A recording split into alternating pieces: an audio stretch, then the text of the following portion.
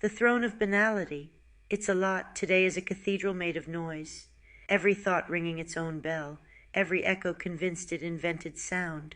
I walk through it barefoot, pockets full of sentences that haven't decided whether they want to be knives or prayers. They sit on their stupidity like it's a throne, gold-plated ignorance, velvet certainty, crowns forged from borrowed opinions.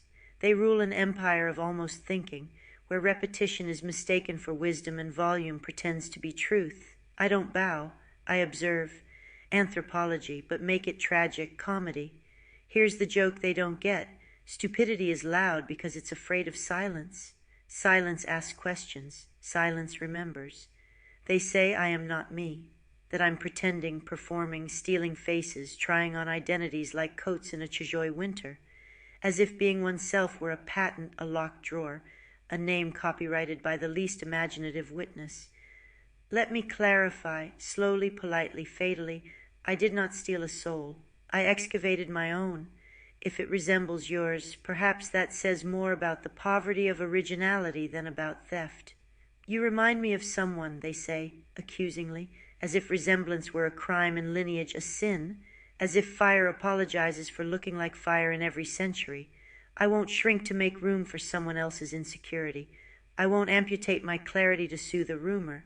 I won't exchange depth for approval, or sand my edges so dull minds don't cut themselves. Here's a thought, caught like a fish and still flapping. People who accuse you of pretending are often terrified that authenticity is effortless for you. Another one still wet with salt.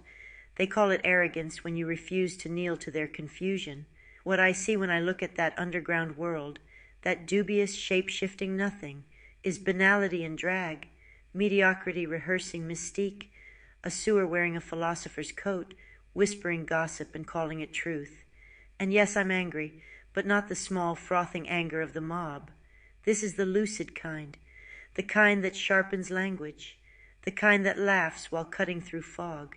Because here's the quiet punchline. I don't need their permission to exist accurately.